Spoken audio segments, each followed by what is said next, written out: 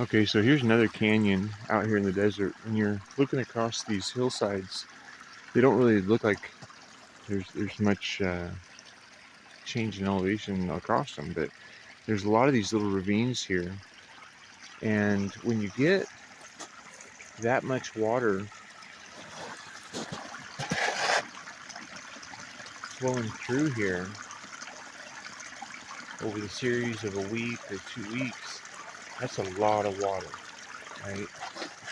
And so I'm going to show you on this one here, because this is private property that I've been able to modify. And so we have water that's just rushing past, right? Okay, so we got water that's just rushing past.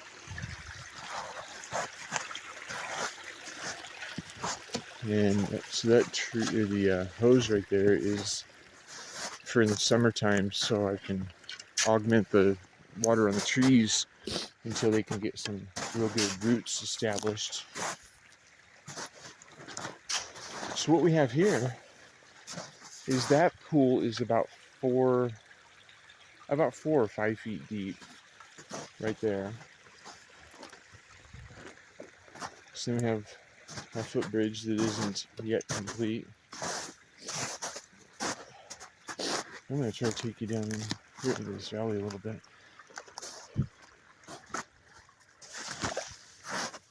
Oh boy, that's cold. Okay, so we've got little features down here.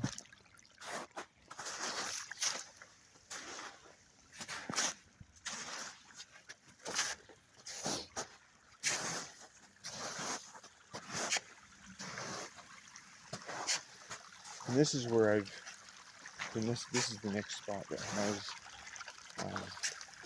little diversions and stuff put in. This is like a rock wall right there.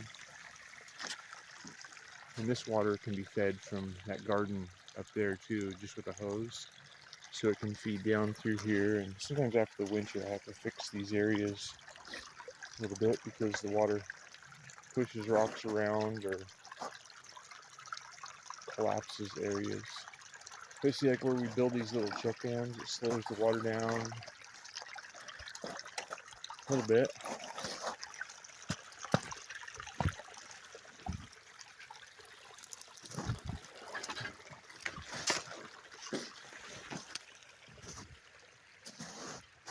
So then ideally, you take these check dams and you can divert, a little ditch right here and make it go across the hillside. But I'm only one guy, so only so much gets done at a time, right? But yeah, so we've got these little check dams all the way down through.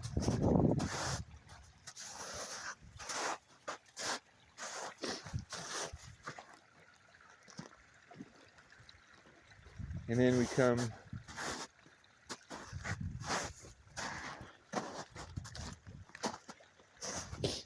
down here.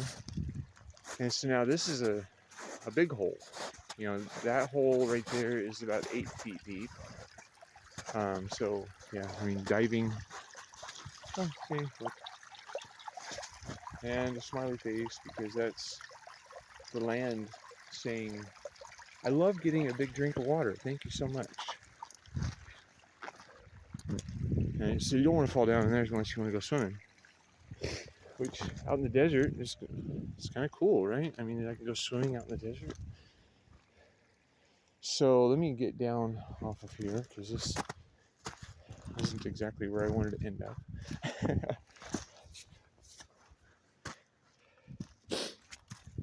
Alright. Let's see if I can do this without busting my ass. Not even having on video to really show you. Okay, so this is an earth bridge that I created to help divert water and also make it to where you can access different areas of the property, right? And so now the water comes up behind the earth ridge,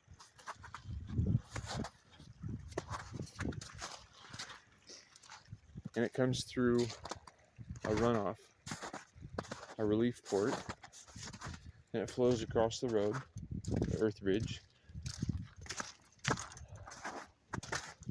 and then it comes down here. Right? And this is areas that have been heavily mulched and terraced to hold on to water. So it kind of floods out onto this area. And then when that doesn't catch, goes down into this hole. Right? And that's about 3.5 to 4 feet deep right there. Talking probably 14 to 16 feet from left to right. So then what happens, you say? Then it fills up this and it spills out right here. Right? So then it comes down this way.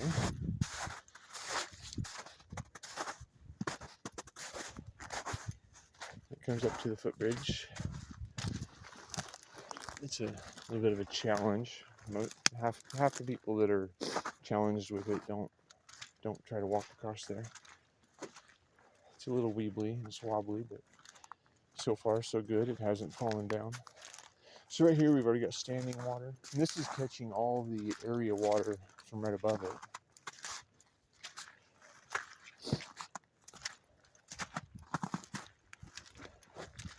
Then we've got these hugelkultur fields,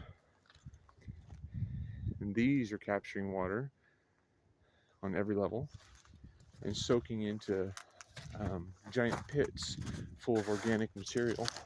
And then whatever this terrace and the other terraces don't catch goes into this giant hole in the ground. And now we're talking, this one is a good 14 to 16 feet deep and 70 or 80 feet across. So, and this one has filled up, I think 4 times now. And then it takes about a week to a week and a half for it to soak into the ground. But a little bit of water being held in a lot of areas makes it to where we have a whole bunch of water being held to the land, and then that recharges aquifers. So then we have an overflow. At this point, it then flows this way, flows through another ditch. But I'd like to come up here and show you one more point here before we go down into that area.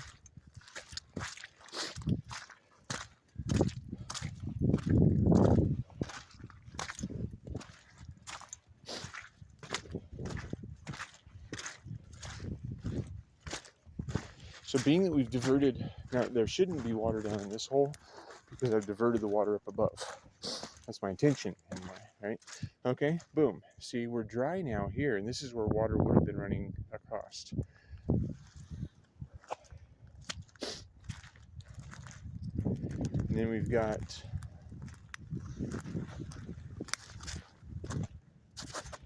these are a bunch of recycled bricks from a testing company.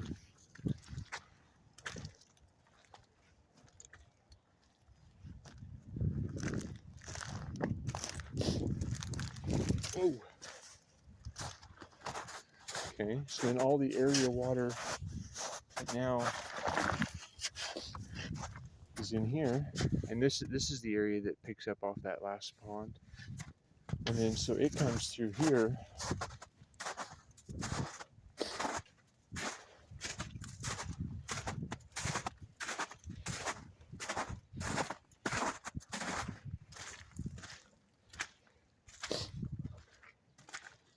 Comes through here. So this is sometimes it's a paintball field, and sometimes it's a off-road vehicle obstacle course.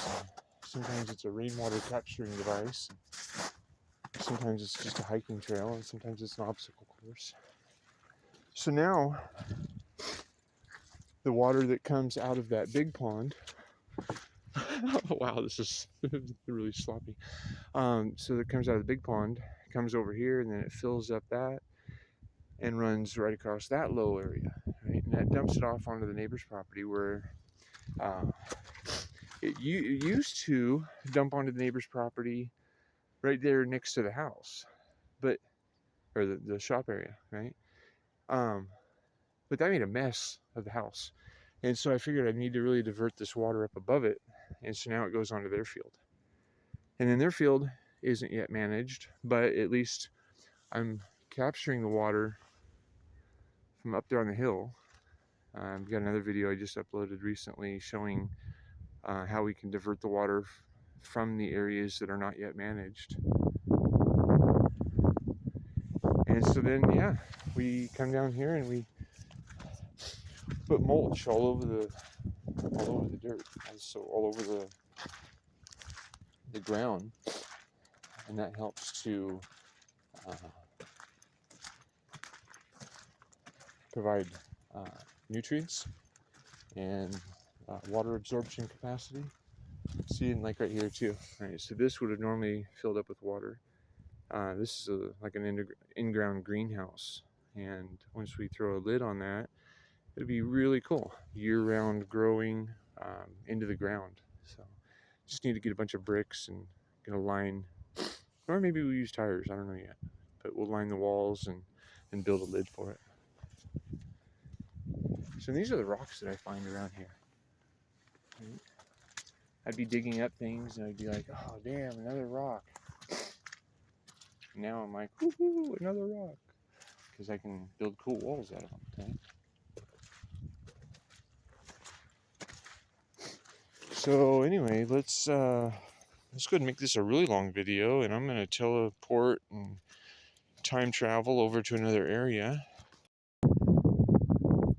Okay, and now we're at another project where we use broken concrete. I'm building walls for a hugelkultur mound.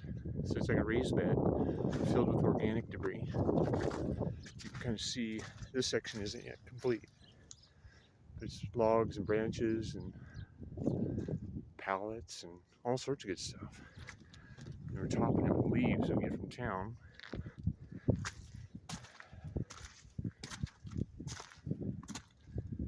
Turning one man's trash into another man's treasure. Time to try time travel again. So for this one, I'm going to start from the bottom and we'll take you all the way up. And we'll see how far. This is new to me right now too, because it just quit raining, and so perfect chance to see. So this terrace, it can fill full of water, and then it dumps out right here down at the end, and then that dumps right back into the ravine. And it's intended to come all the way out here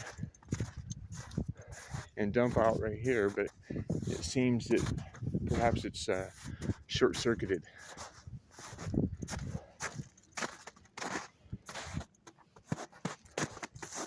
So I'll just take you along here with me for a little walk through the maze.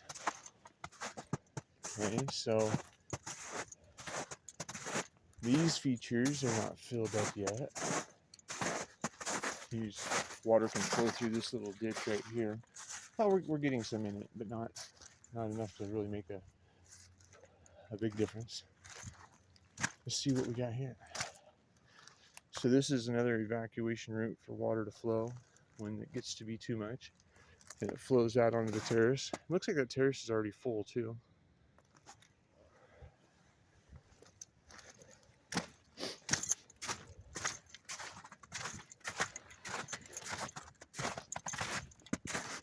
One thing is, when you put water into the ground, it can find pathways, right? I hope I'm not going to get swallowed up here by a giant sinkhole, but you see that sinkhole goes back a little ways. But these features aren't very old, so there's some settling that is going to be expected. Okay, and so yeah, so the features, it's short-circuited right here.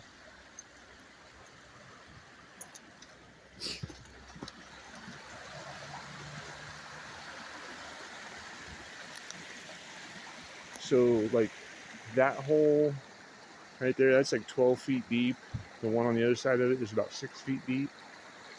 And then like this area here is only about 3 to 4 feet deep.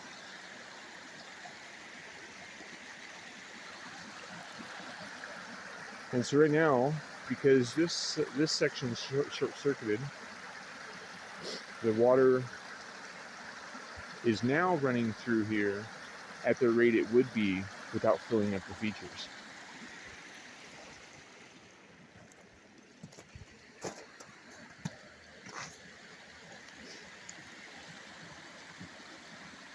You can see we're holding a lot of water to the land, and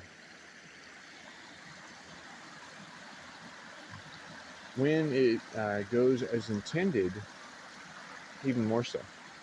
But you know, that's the thing too, is there's always a learning curve, right? And everything should be built better and bigger and stronger than you think it should ever be if there's a problem, if it fails. For this, there really isn't a problem, because any of the storage areas, they're like the real storage areas, they are huge. We got very, very large earth bridges that are packed in really well.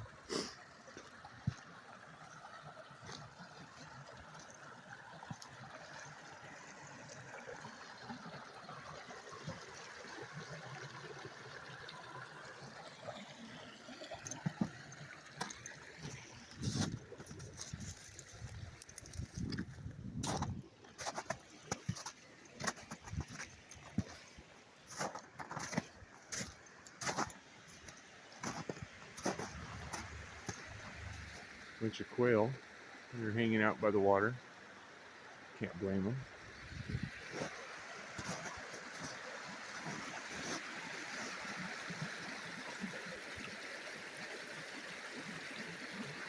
So you can see all this water used to run past for like a week and a half, and it was all gone.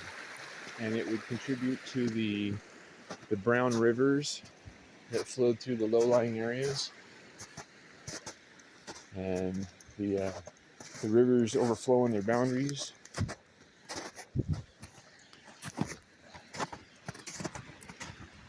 Okay, I'm gonna time travel here for a second.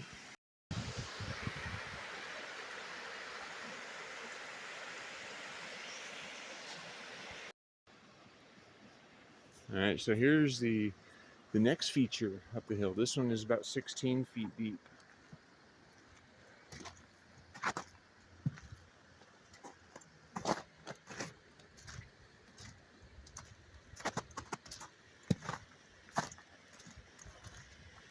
And then we have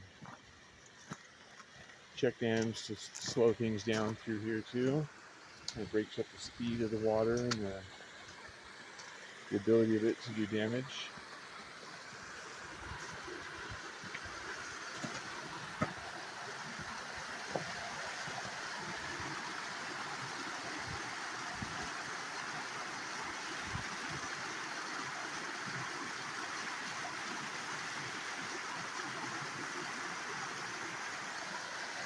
The sound of a healthy rain sweep.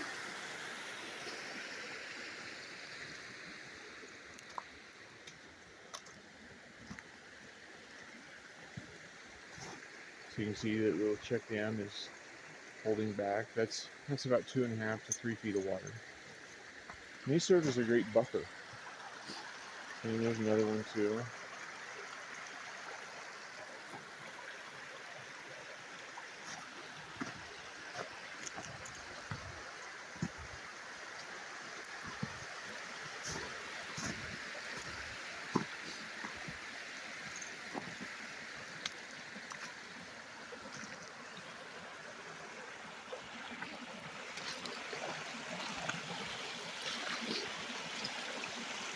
And there's a siphon pipe. So that siphon pipe goes up into that body of water there, and I can take that over to the swimming hole.